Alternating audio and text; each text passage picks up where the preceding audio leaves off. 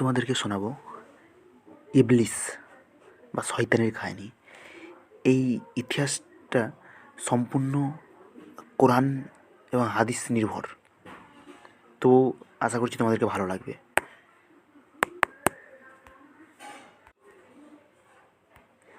ইবলিস, শয়তান। আল্লাহ থেকে বিতাড়িত হয়ে ইবলিস হয়েছে শয়তান। সে মানুষের প্রধান শত্রু।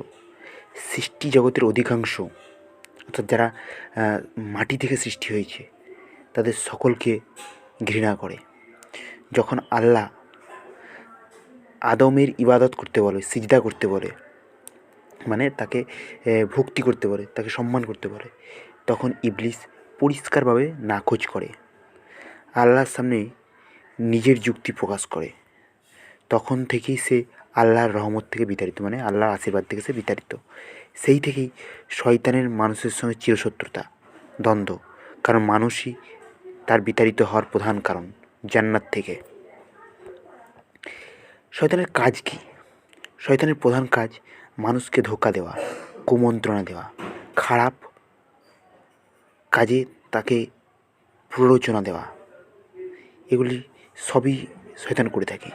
মানুষ এসব কাজ করে আল্লাহ তাআলা অর্থাৎ সৃষ্টিগত সঙ্গে যে একটা সম্পর্ক, সেটা চ্যুত হতে পারে।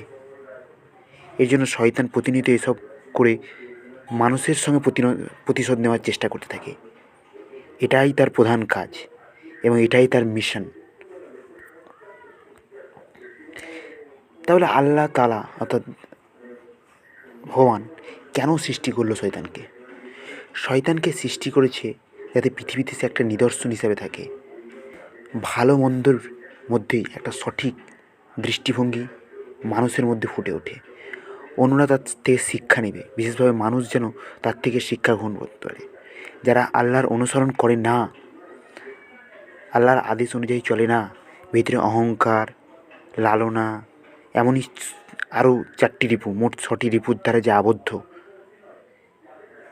তাদের দেখানো যে তাদের ফল কী হতে পারে, কী খারাপ হয়।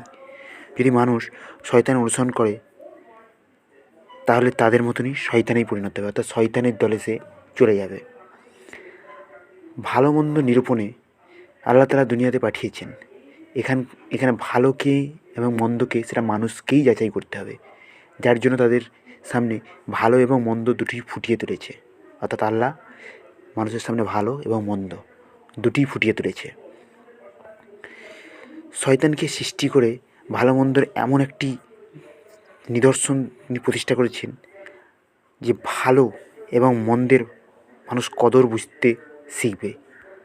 আল্লাহ বলেন, আল্লাহ এরূপ করতে পারেন না যে তোমরা যে অবস্থায় আছো সেই অবস্থাতেই তোমাদেরকে তুলে নেওয়া হবে।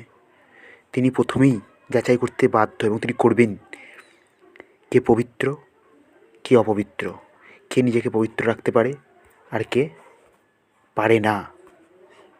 এই হলো কোরআন শরীফের বক্তব্য এবং এমনই কিছু বর্ণনার দ্বারা ইবলিসের সম্পর্কে ধারণা ফুটিয়ে তোলা হয়েছে।